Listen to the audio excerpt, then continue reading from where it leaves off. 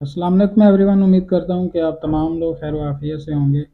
और मेरा नाम है Daniyal Khan and welcome back to my YouTube channel. So ladies and gentlemen, जैसे कि आप तमाम लोग जानते हैं कि पाकिस्तान रेंजर में एक दफ़ा फिर से जो है ना वो वैकेंसीज़ अनाउंस कर दी गई हैं, लेकिन इस दफ़ा जो वैकेंसी अनाउंस की गई है वो नायक जीडी की हैं। ठीक है, पिछली दफ़ा जो वैकेंसी आई थी अभी कुछ दिन पहले, जिनके अभी तक टेस्ट जो है ना वो कंडक्ट किए जा रहे हैं, तो उन कैंडिडेट के लिए ये है कि मतलब वो सिपाही बेस थी। ठीक है, वो सिपाही की वैकेंसीज थी, तकरीबन 600 के करीब वैकेंसी थी। और अभी जो वैकेंसी आई हैं वो जीडी नाइक की हैं।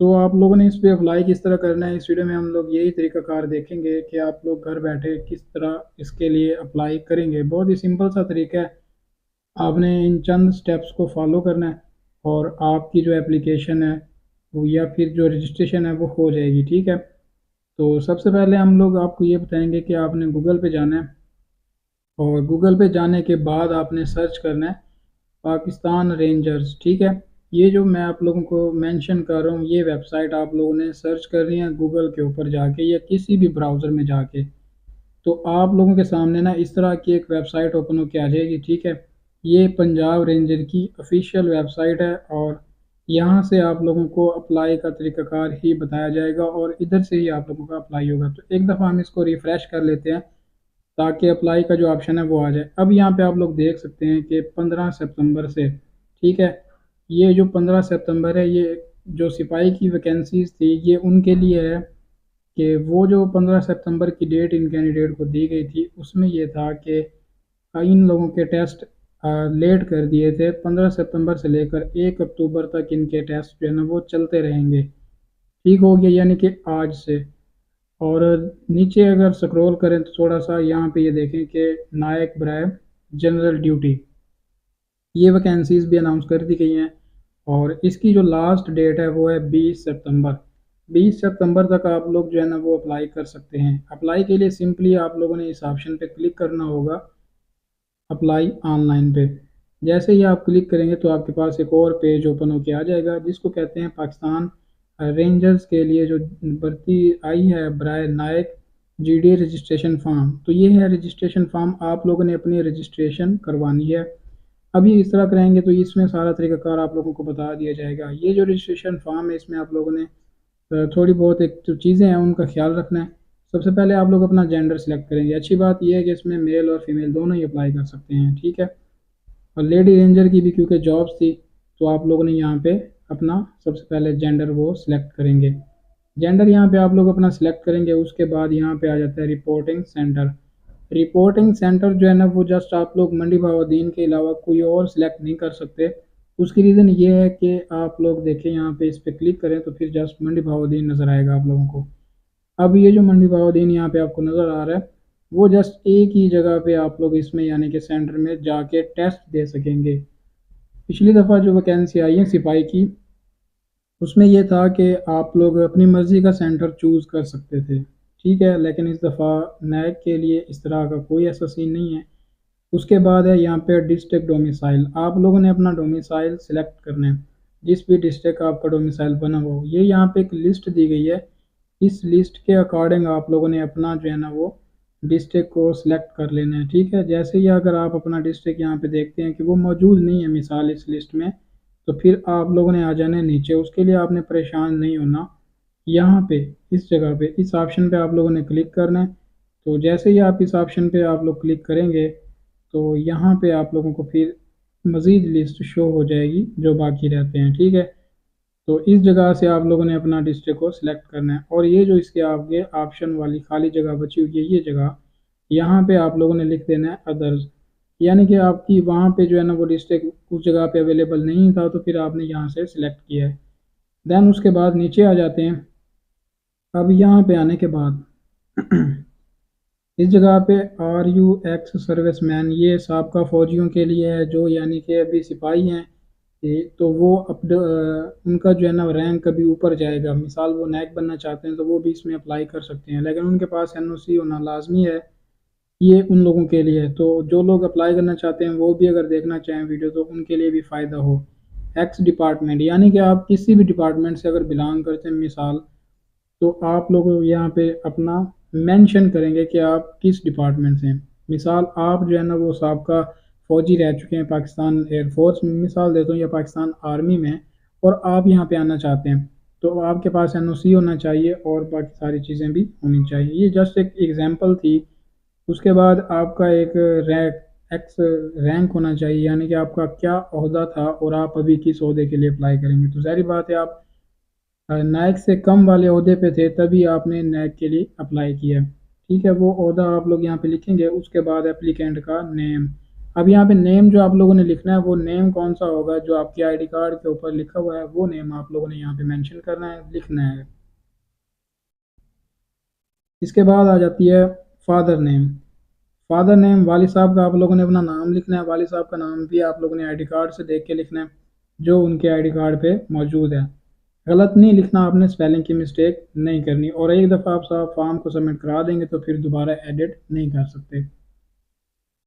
उसके बाद है जी CNIC ऑफ एप्लीकेंट, उम्मीदवार का शनाख्ती कार्ड नंबर, वो आप लोगों ने यहाँ पे लिखना है आईडी कार्ड नंबर, और उसमें भी मिस्टेक नहीं होनी चाहिए। सेम इसी तरह यहाँ पे आप लोग डेट ऑफ बर्थ अपनी लिखेंगे, और डेट ऑफ बर्थ भी आप लोगों ने आईडी कार्ड से ही देख के लिखनी है। फिर इसको थोड़ा सा ऊपर ऊपर करेंगे मज़ीद, और यहाँ पे बाकी जो स्टेप हमारे रहते हैं, जैसे कि रिलीजन आप लोगों ने बताना है आपका रिलीजन कौन सा है। उसके बाद आप लोगों ने बताना है एजुकेशन, आपकी तालीम क्या है।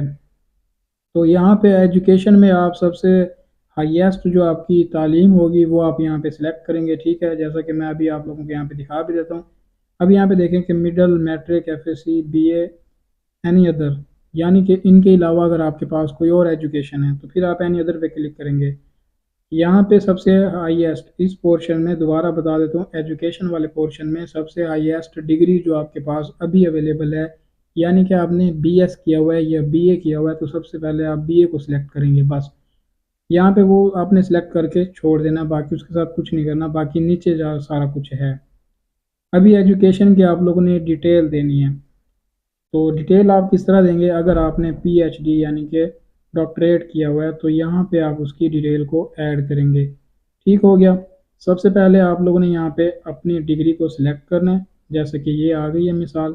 इसके ऊपर आप क्लिक करेंगे तो इस तरह आ जाता है PhD या MPhil।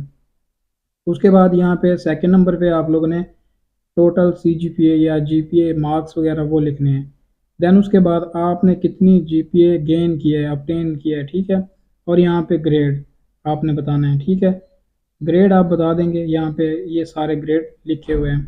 देन उसके बाद फिर नीचे आ जाते हैं आपने, यानी कि अभी मिसाल देता हूँ कि आपने FSC की हुई है तो आप इसको जस्ट यहाँ पे सिलेक्ट कर लेंगे। फिर उसके आपने टोटल मार्क्स लिखने हैं। देन उसके बाद आपने ऑब्टेन मार्क्स और फिर लास्ट में ग्रेड। ठीक है, इसी तरह अगर आप मिसाल यहाँ पे मिडिल के भी आप लोगों को नंबर ऐड करने होंगे। मिसाल आपने BS किया हुआ है तो फिर आप कौन कौन सी डिग्री को ऐड करेंगे, ऊपर वाले ऑप्शन में आपने BS सिलेक्ट करना है। यहाँ पे मिडिल के भी ऐड करेंगे आप, मैट्रिक के भी ऐड करेंगे, इंटरमीडिएट भी आप ऐड करेंगे, बैचलर भी आप ऐड करेंगे। ठीक है, अगर आप एक चीज़ भी छोड़ते हैं तो फिर आपका वो सिलेक्ट नहीं होगा। जब आप वाली सारी इंफॉर्मेशन को फिलअप कर लेंगे तो फिर नीचे आपने आना है। यहाँ पे आप लोगों ने अपनी हाइट लिखनी है। हाइट आपकी कम से कम 5 फुट और 6 इंच होना लाजमी है। इससे अगर कम होगी तो आप एलिजिबल नहीं है। ये मेल हजरात के लिए।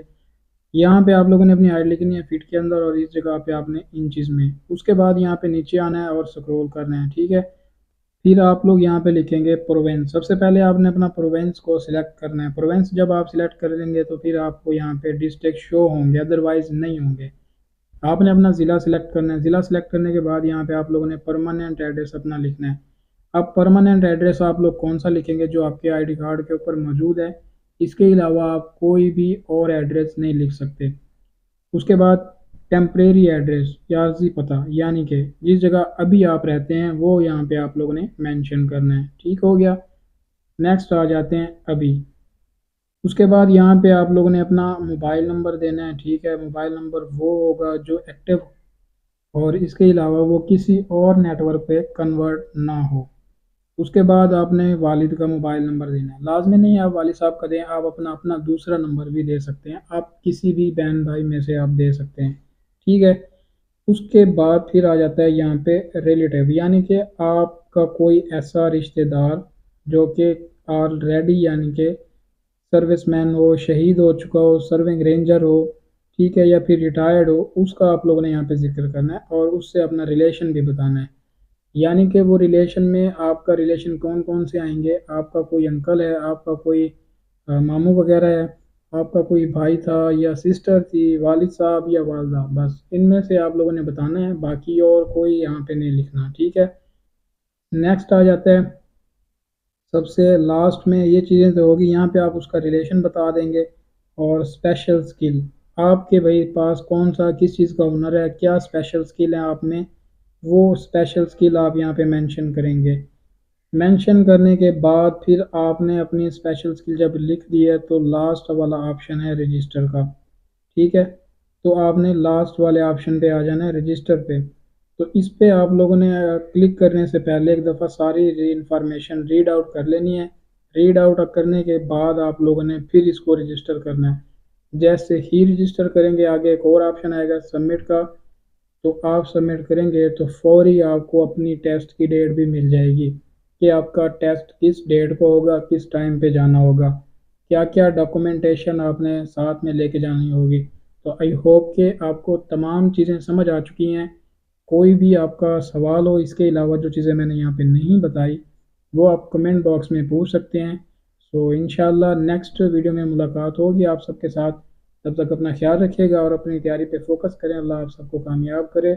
अगर वीडियो अच्छी लगी तो लाइक कीजिएगा, जाते जाते चैनल को सब्सक्राइब भी करें और अपने दोस्तों के साथ भी इस वीडियो को शेयर कर दीजिएगा। Thank you for watching. अल्लाह हाफिज़।